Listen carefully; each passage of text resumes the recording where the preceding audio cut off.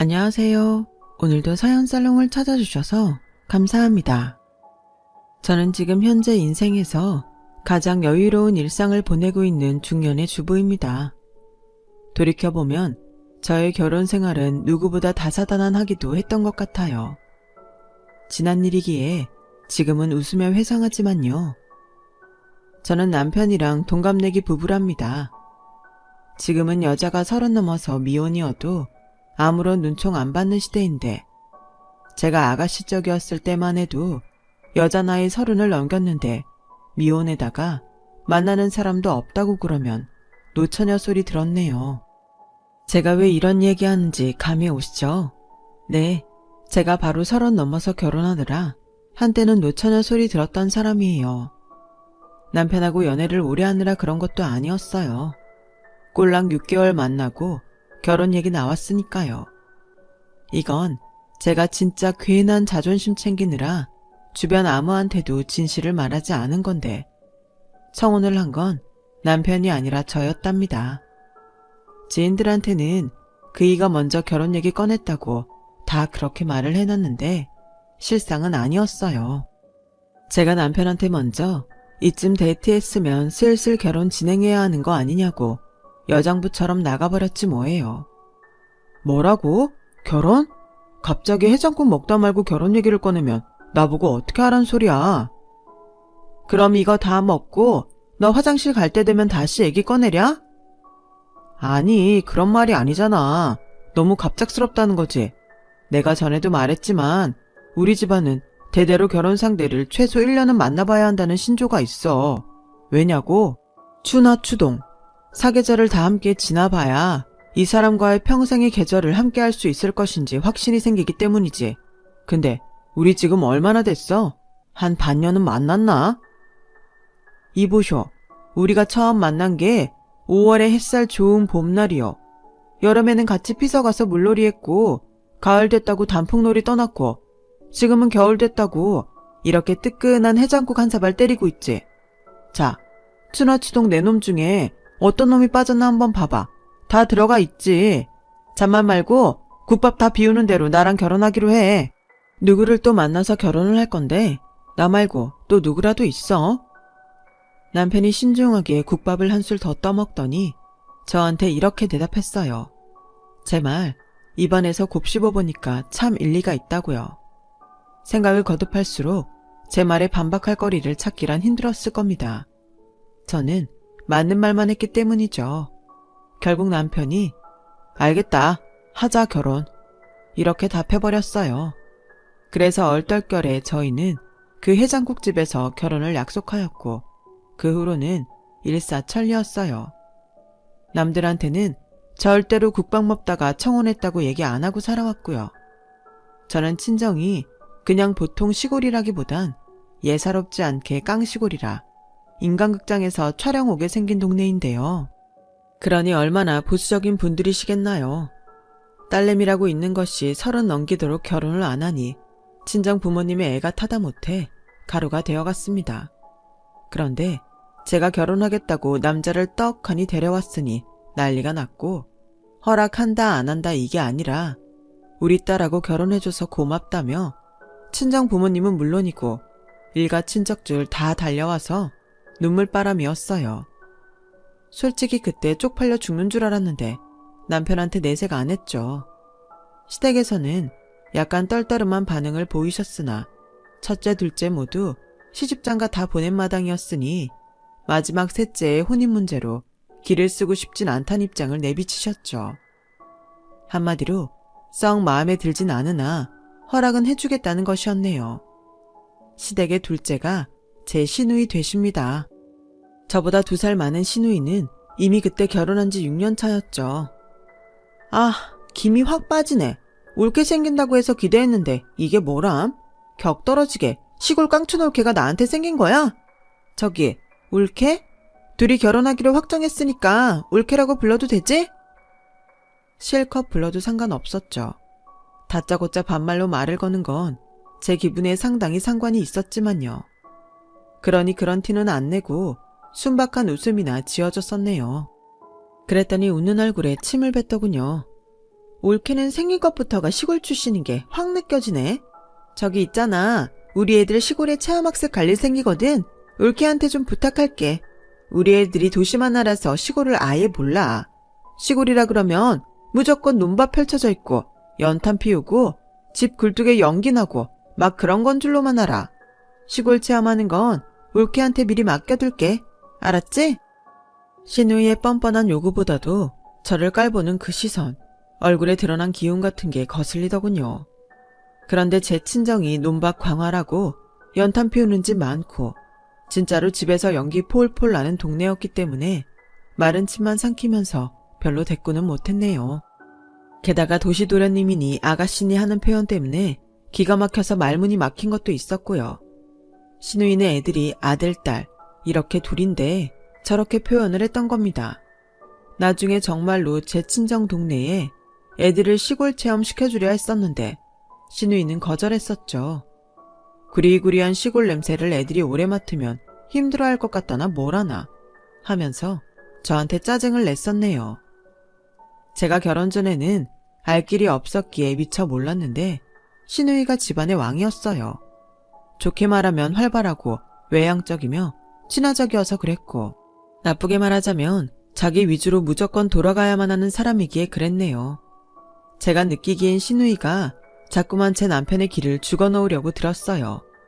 어렸을 적에 절친했던 남매 사이를 들먹이며 저에게 과시하는 것이 우선 시작이고요. 얘가 어렸을 때 얼마나 순진하고 자기 누나한테 맹목적이었는가 하면 내가 나뭇가지 아무거나 가져와서 이거 마술봉이다? 하면 얘가 그거 철석같이 믿고 그 나뭇가지를 보물 삼아 썼다? 내 심부름이면 자다가도 펄떡 일어나서 다녀왔던 동생이었는데 내 말이 법인 줄 알았지. 내가 얘 감기 걸려서 죽을 뻔했을 때 간호해서 살린 거 생각나네. 내 은혜를 내가 참 잘 알았던 셈이야. 나 아니었으면 얘 이미 옛날에 호된 감기 걸려서 이 세상 사람 아니었어. 내가 살린 거야. 아, 네 그렇군요. 정말 대단하시네요. 들으면 들을수록 동생을 위하시는 멋진 누나 같으셔요. 그치? 그런데 있잖아 올케. 내가 결혼하고 나서 내 동생한테 소홀하긴 했어.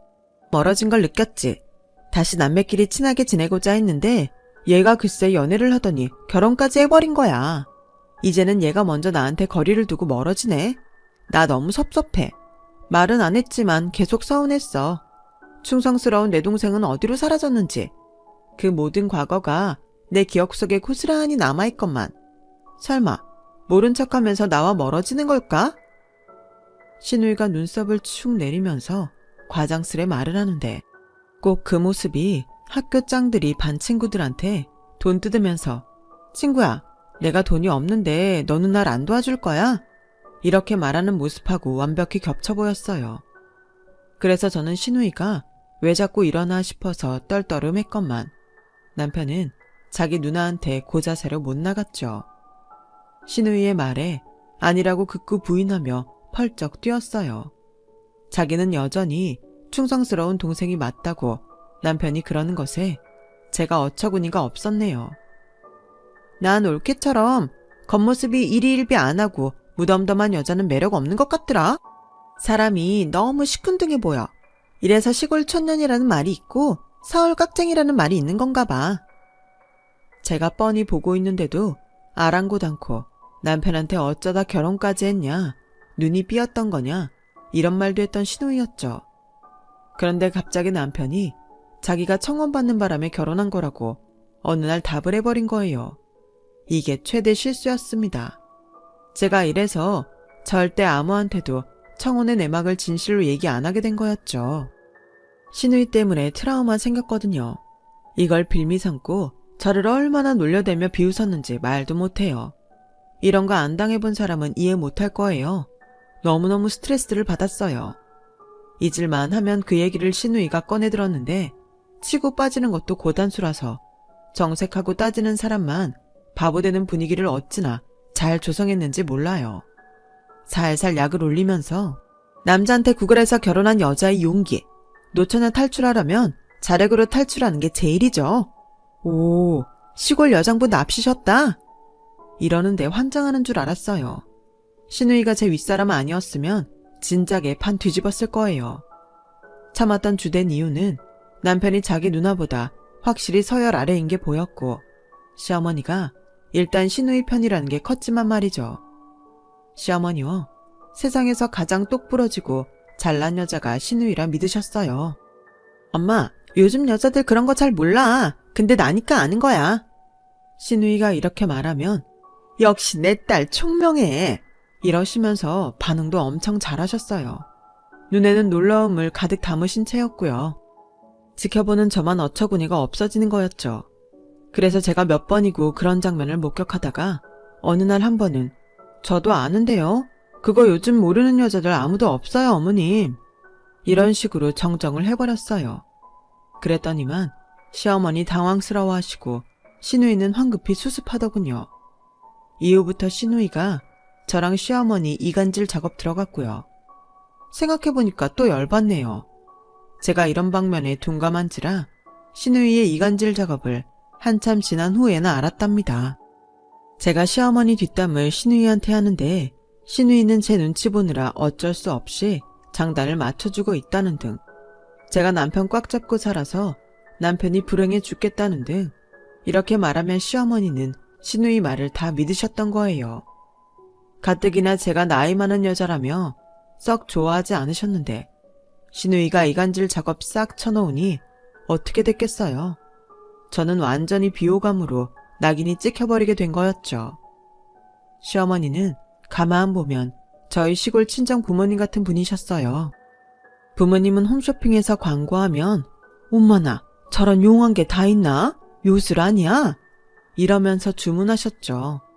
시어머니도 똑같으신 분이었고 홈쇼핑에 홀라당 넘어가셨으며 원체 팔랑귀인데 이제 그게 신우이한테 최적화되어 있으셨네요.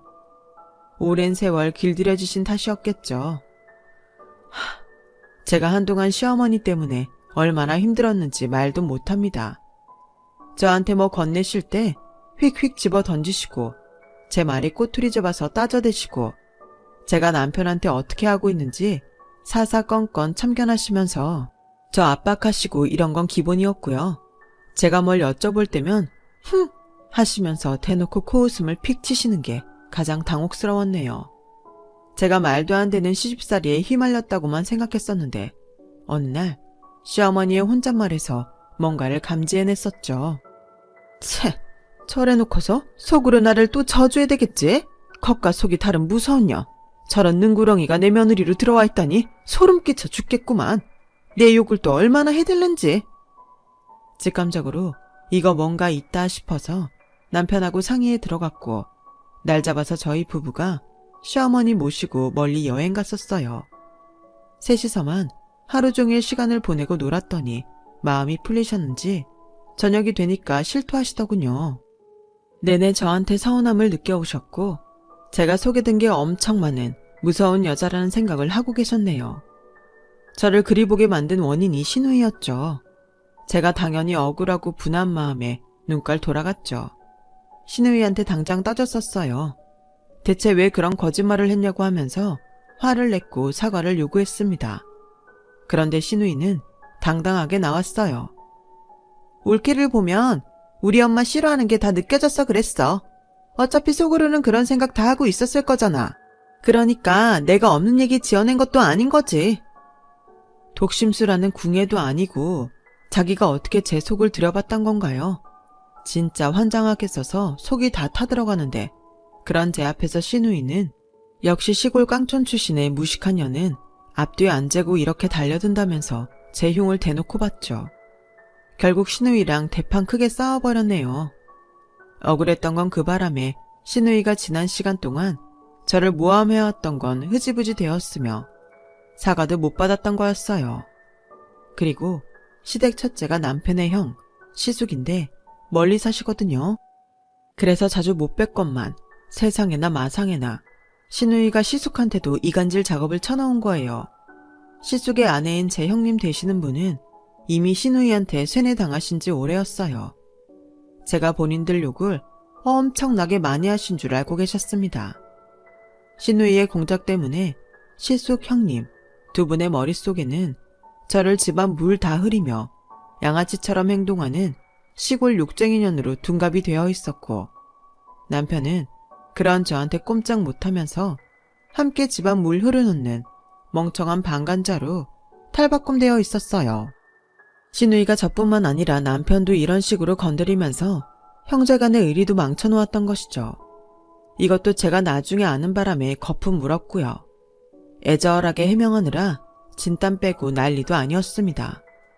그리고 식구 중에 아직 한 분 남았죠. 시누이의 남편인 제 시매부요. 제가 시누이를 자꾸만 과하게 견제하고 은근하게 괴롭혀댄다면서 저를 싫어하셨어요. 아, 시댁에서 굳건한 시누이의 위치를 제가 위협하고 있어서 불만이란 말씀도 하셨었네요. 돌이켜보면 어이가 없을 따름입니다. 제가 뭘 어쩌면 어쩐다고 시누이한테 위협이나 됐다는 말씀이셨을까요? 결혼식 올리기 전부터 일방적으로 펀치 두들겨 맞던 사람은 바로 저였는데요.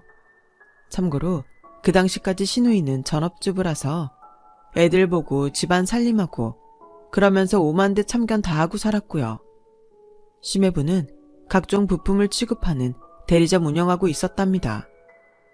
나는 한마디로 사장님이잖아. 회사의 꼭두각시로 사는 종자들하고는 결이 다르다 이 말이야. 그러면서 은근히 남편을 깔보셨어요. 서열을 확고히 하시는 걸 좋아하셨던 것 같아요. 남편이 본인의 말이면 무조건 예 하고 따랐던 적이 있었는데 그런 모습이 다 사라졌다면서 혀를 차셨어요. 제 탓이라고도 하셨고요. 저는 맹세코 남편한테 시매부 등한시하라고 주문 넣은 적이 없었기에 이것도 억울했네요. 회상하다 보니까 여자들끼리 여행 가자 그래서 제가 무척 설렜던 순간도 기억나네요. 시어머니 시누이, 형님 저 이렇게 넷이 가자면서 기획했었고요. 저는 사람이 넷이니까 차 타고 가기도 딱인 것 같다면서 시누이랑 나름 열심히 여행 의논했었어요. 그런데 정했던 날짜보다 일주일 이른 주말에 저 빼고 셋이서 여행 다녀왔습니다. 저는 놀러 가려고 옷도 샀고 일정도 다 짜놨는데 울케 우리가 가는 데가 좀 한적한 곳이라 시골 느낌 나잖아. 울케는 가뜩이나 시골이라면 지긋지긋할 텐데 빠지고 싶은 티도 못 내고 있을 게 뻔해서 내가 울케 빼줬어. 고맙단 말은 안 해도 돼. 시누이의 짓이었죠. 제가 아무것도 없는 시골 출신이라고 무시를 해도 그렇게 무시를 할 수가 없었네요. 자기는 서울 토박이인데 저랑 급 차이가 나서 민망하다는 말을 몇 번이나 했었는지 셀 수도 없었어요.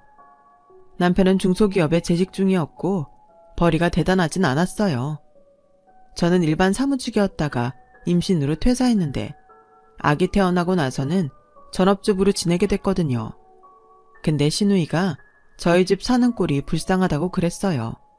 시골 가서 욕심 없이 사는 게 격에 맞지 않을까? 이러면서요. 저 인간이 또 저러네 싶어서 무시했는데 어느 날 얘한테 입힐 옷이랑 장난감 보관해 둔 거 있다고 해서 반가운 마음에 시누이 집으로 달려갔더니 그게 거짓말이었던 거예요. 불이 나게 온 것 봐. 와 진짜 웃기다. 울케 지금까지 내가 본 것 중에 최고로 웃겨.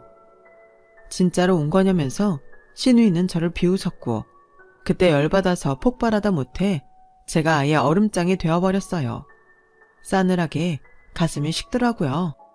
우리 앞으로 보지 말고 사십시다. 그게 서로의 앞날과 정신건강에도 이로울 것 같네요. 마음 같아서는 각종 쌍욕과 더불어 귓방망이 선사해드리고 싶은데 지금까지 참은 게 아까워서 끝까지 참고 여기서 접으렵니다. 안녕히 잘 사세요. 뭐야, 울케 무슨 말을 그렇게 해? 영 끊자는 거야?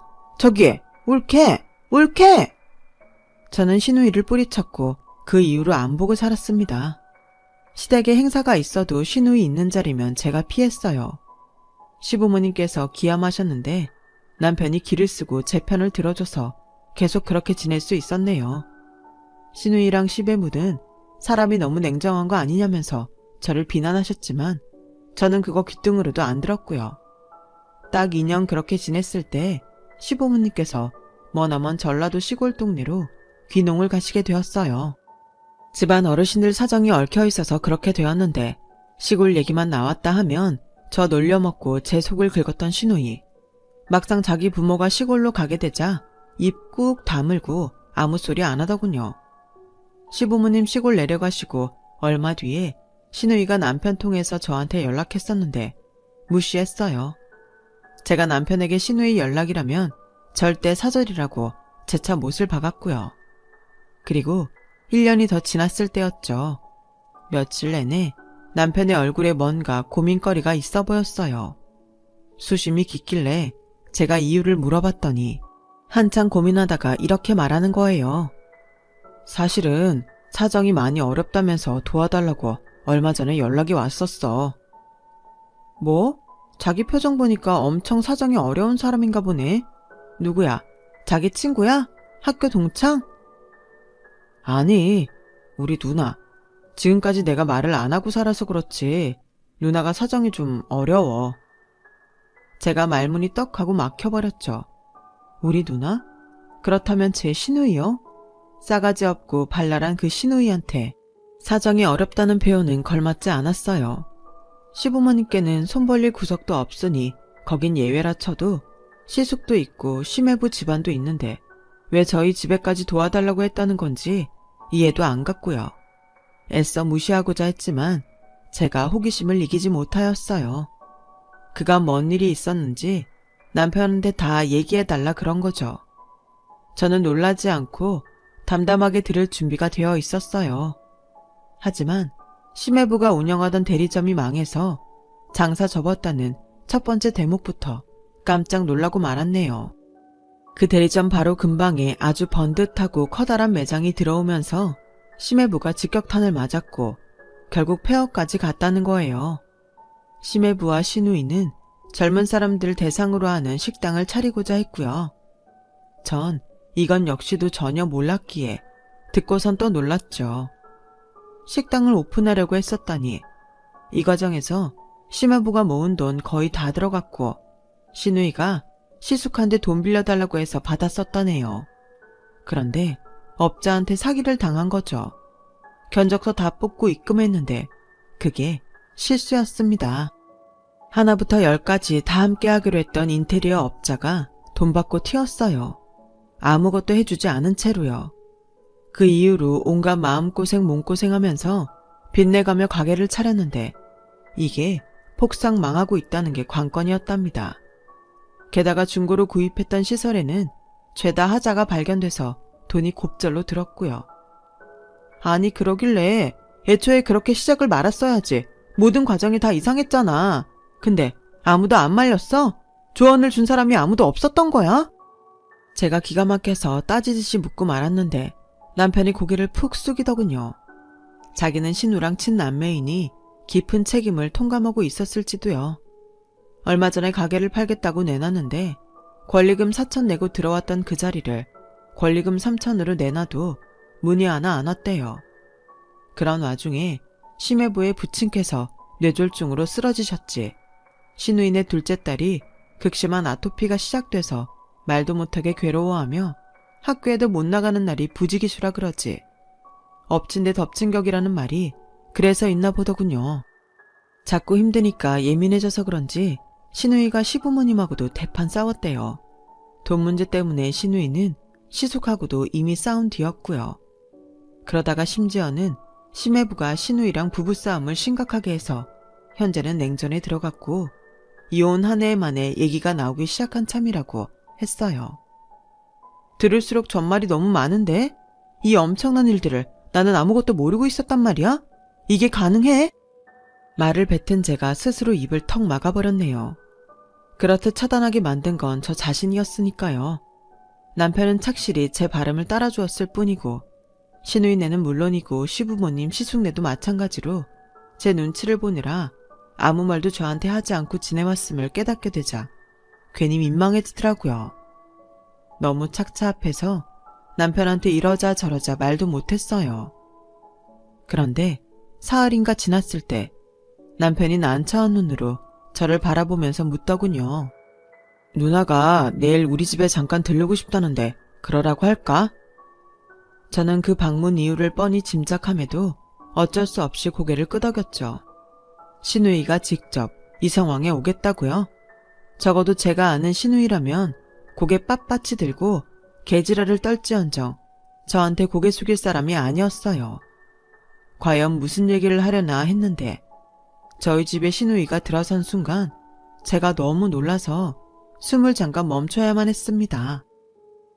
오랜만이야, 올케. 그동안 잘 지냈어? 롤케이크 좀 사왔는데 좋아할까 모르겠네. 어색한 표정으로 저한테 인사를 건네는 신우이가 너무 수척해 보였어요. 살도 그냥 빠진 게 아니라 진짜 온갖 마음고생 다 해서 살이 쭉쭉 내렸다고 표현할 때 그런 모습이었어요. 눈가가 퀭하더군요. 그 모습을 보자 제가 내심 준비하고 있었던 회심의 발언들이 다 눅눅듯 사라져버렸네요. 신우이한테 톡톡 쏘아주려고 했건만 도저히 그럴 게 아니었어요. 조용히 식탁에 함께 앉아서 커피랑 롤케이크를 먹으며 이야기를 두런두런 나눴습니다. 차린 가게는 늘 적자에다가 내부 하자도 너무 많아서 어쨌든 처분하는 게 1순위라고 했어요. 장사를 이어갈 의지는 전혀 없더군요. 알고 보니 지척에 동정원 매장이 3군데가 있었고 탄탄하게 자리를 잡은 상태라 비집고 들어가기란 무리라 했어요. 에휴, 듣는데 절로 한숨이 나오더라고요. 권리금을 2천까지 어제자로 내려놓았으니 어쨌든 가게를 넘길 수 있을 거란 말을 하면서 신우이는 긴장된 눈빛으로 저를 보더니 이렇게 물었죠. 저기 그래서 말인데 갚을 수 있으니까 정말 그럴 자신 있으니까 돈을 빌려줄 수는 없을까? 가게 차릴 때는 성공할 자신이 있으셔서 차리셨을 텐데 지금 이렇게 됐잖아요. 과연 돈 갚으실 수 있을까요? 권리금 2천이라 하셨으니 지금 2천만 원 빌려달라고 하시는 걸까요? 아니 2천 말고 3천만 원 빌려줬으면 하는데 진짜 간절해서 그래. 현금이 하나도 없어. 돈 나갈 때 투성이고 다달이 대출이자 갚아야 하는데 그거 갚으려고 또 대출 받을까 하다가 그러면 정말 목이 졸리는 기분이 들 것 같아서. 저도 그랬어요. 전에 저한테 비수 같은 말을 마구 던지시고 저한테 못되게 구시고 제 인격 모독까지 하셨을 때 저도 목이 졸리는 기분이었어요. 올케, 내가 미안했어. 그때는 내가 올케라는 존재를 어떻게 대해야 할지 몰라서 자꾸만 막 나갔었나 봐. 버릇 나쁘게 사는 습관을 못 고치고 아무렇게나 굴었던 것 같아. 올케한테 사과하려고 그랬었어. 한참부터 사과하려고 했었는데 올케 절대나 안 보고 싶다니까. 내가 올케한테 진짜로 미안한 마음이 있다면 그 뜻을 따라주는 게 맞다고 생각해서. 신우이가 말하다 말고 눈물을 보였어요. 이렇게 울 줄 아는 사람이었구나 싶어서 기분이 묘했네요. 남편은 자기 누나를 쳐다보지도 않고 그냥 커피잔만 내내 보고 있었고요. 저는 깊은 한숨을 내쉬다가 신우이한테 이만 가라고 그랬습니다. 3천만 원이 네 집 개 이름인 줄 아세요? 저희 사는 모습이 불쌍하다고 하실 땐 언제고 그 돈이 저희한테 있을 거라 믿었나 보네요. 황당할 따름입니다. 제가 거듭 말했어요. 빌려줄 돈은 먹고 죽을 애도 없다고요. 신우이가 눈물을 훔치면서 일어나더군요. 정말 미안했어. 그리고 지금도 이런 얘기 꺼내서 올케 마음 불편하게 만든 거 미안하고 나는 참 이래저래 사람들한테 미안할 짓만 하고 사는 사람인 것 같네. 신우이가 그런 말을 자조적으로 중얼거렸는데 표정이 정말 씁쓸해 보였어요. 제가 모르는 사이 신우이한테 많은 변화가 생긴 건 틀림없었죠. 저는 남편한테 현금 3천, 저희한테도 큰 돈이니까 절대 빌려줄 수 없다고 못 박았어요. 엄한 생각하지도 말라고 했죠. 그래, 맞아. 알았어. 나는 무조건 우리 여보가 결정한 대로 따를 거야. 남편이 시원하게 바로 대답을 했는데 그 얼굴에는 고뇌가 담겨 있었기에 그걸 모를 제가 아니었어요. 그날도 그 다음 날도 제가 잠을 무척 설쳤습니다. 못된 신우이의 지난 행각, 그리고 현재 마주한 신우이의 힘든 몰골이 교차되어 스쳐갔고 고생하고 있을 그 집 애들도 제 마음을 쓰라리게 만들었죠. 저는 결국 이틀을 더 뒤척거리고 나서야 제 발로 신우이를 찾아갔어요. 이사한 집이 전에 살던 곳보다 많이 아담했죠. 돈 빌려주러 온 거 아니라고 하니까 신우이가 피식 웃으면서 커피를 내줬어요. 예전에 그 기세는 온데간데 없다는 게 재차 실감나는 모습이었어요. 다음 주에 받을 수 있는 대출 알아볼 참이라고 신우이가 덤덤하게 말했고요. 네? 2천만 원을 내놨는데도 권리금을 더 깎으려는 사람들만 있다고요? 그 자리를 2천만 원도 못 받는다는 건 말이 안 돼요. 절대 깎지 마세요. 옳게 우리도 그렇게 생각은 해. 근데 상황이 여의치 않으니까. 다달이 월세 나가는 것도 있으니 그냥 속 편하게 가게부터 넘기는 게 맞지 않나 싶어. 제가 돈 안 빌려드린다고 해서 저 원망하고 계시죠? 근데 저희한테도 3천 큰 돈이에요. 쉬운 금액 절대 아니에요. 원망 안 해. 나도 몰랐는데 내가 염칠한 게 있는 사람인가 봐. 이런 기회로 올케한테 미안하다고 정식으로 인사할 수 있으니 다행이란 생각만 들고. 그러네. 아무튼 진짜로 미안했어. 내가 하도 제멋대로 살고 올케한테도 상처 주고 그래서 지금 이렇게 벌을 받나 봐. 아시면 됐네요. 그럼 이제 3천만 원 가지고 어떻게 하실 작정이세요? 제대로 갚으실 계획은 세워두신 거겠죠? 시골 출신이라고 저 우습게 보시고 돈 떼어 먹으시면 안 돼요. 그땐 진짜 깽판 들어갑니다. 제 말을 곱씹어 보던 신우이가 이내 놀란 표정을 지었어요. 저는 그저 웃으면서 고개만 끄덕여 줬네요. 의미를 알아들은 신우이는 손으로 입을 틀어막으며 울기 시작했고요. 정말이야, 올케? 그 돈을 빌려주겠다는 거야? 그렇게 비웃었던 제 시골 친정집 덕분에 제가 그 돈 가지고 있는 거예요. 친정에 나름 재산이 있어서 망정이죠. 아니었음 현금 3천이요? 어림도 없었어요. 신우이가 정신없이 고개를 끄덕이면서 미안하다는 말과 고맙다는 말을 반복해서 해댔어요. 호구 등신이란 소리 듣는데도 할 말이 없었지만 신우이는 제 남편의 친누나이고 신우이 애들은 제 남편의 친조카들이고 어쨌거나 저와도 가족이고 결국은 외면이 안 되더라고요. 오열하는 신우이의 모습에 그래 인생 뭐 있나? 서로 빚지고 빚 갚고 이러면서 사는 거지. 이런 생각부터 들더군요. 무엇보다 남편이 저한테 정말 고맙다며 어쩔 줄 몰라 했어요. 제가 이럴 줄 알았죠.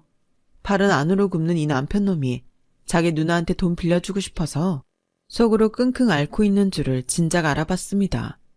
좋아하기는 일러. 그 돈 다시 못 받아내면 우리는 이혼이야, 이혼. 알았어? 제가 윽박질렀는데도 남편은 그저 좋다고, 고맙다고, 앞으로 자기가 더 잘하겠다고 싱글벙글 웃기만 하더군요. 소중한 거금 3천만 원이 어떤 결과를 만들어냈는지 정말 놀라운 일의 연속이 일어났어요. 현금이 생기자 심해부와 신우이도 마음에 안정이 생겨서 이혼할 기세로 싸우던 거 그만두고 화해했고요. 권리금 2천에 내놨던 가게 갑자기 배짱을 부려서 3천에 내놓는 걸로 바꿨습니다. 미친 거 아니냐고요? 저도 그렇게 생각해요. 그런데 더 미친 건 정말로 3천에 팔렸다는 거예요. 그것도 며칠 안 지나서 말이에요. 꼭 그 위치를 고집하는 사람이 갑자기 등장해서 계약을 해버렸다네요. 3천 빌려준 지 꼬박 한 달 만에 1,000만 원을 돌려받았고요. 심해부랑 신우이는 절지부심해서 배달만 하는 아주 작은 가게를 새로 차렸는데 이게 대박났어요. 저는 그 당시에 대체 누가 배달을 시켜 먹을까 싶어서 회의적이었는데 그 동네에 자취생들이 그렇게 많이 산다는 거예요. 심지어 경쟁업체도 없었어요. 초장부터 가게가 대박 행진이었죠. 이쯤에 신우이가 시부모님 시숙하고 다시 화해하면서 잘 지내기 시작했고요. 다들 저한테 공을 돌려서 제가 머쓱해 죽는 줄 알았습니다. 남편이 자기 가족들 앞에서 보통 저를 추켜 세우는 게 아니어야 말이죠. 돈을 빌려준 지 반년 만에 저희 부부는 3천만 원 다 받았고요. 심해부와 신우이의 진짜 은혜 갚기는 그때부터가 시작이었어요. 아토피 있는 둘째 위해서 구매한 값비싼 보습 제품이라든지 그런 거를 꼭 여러 개 사서 저희 집에도 보내줬고요. 제 생일이라고 한우집 가서 풀코스로 쏘는 거 보고 어안이 벙벙했는데 그게 일회성이 아니었어요.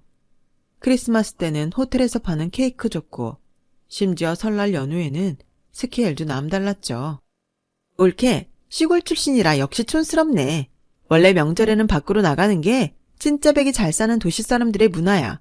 내가 알려줄 수밖에 없겠다. 잔말 말고 다녀와. 네? 아니 어떻게 비행기 표를 끊어주실 생각을 다 하셨어요. 명절에 표값이 얼마나 비쌀지 생각만 해도 아득한데요. 신우이가 이런 소리를 하면서 비행기 티켓을 끊어준 거예요.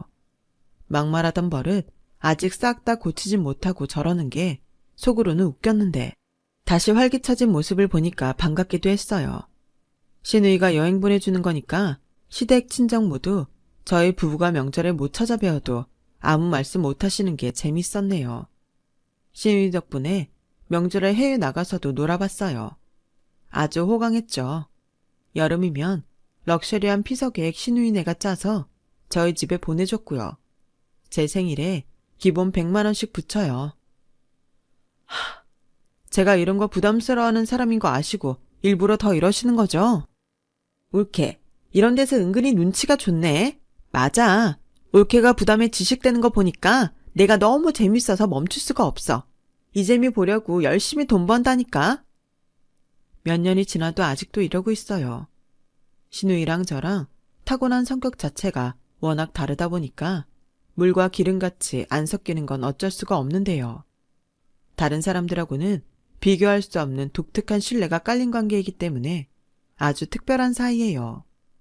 신우이 심해부, 시조카들 이렇게 네 식구는 현재 아주 잘 지내고 있어요. 시원하게 성공가도를 달리는 신우이네를 보면서 저희 부부는 흐뭇한 미소를 지어왔네요.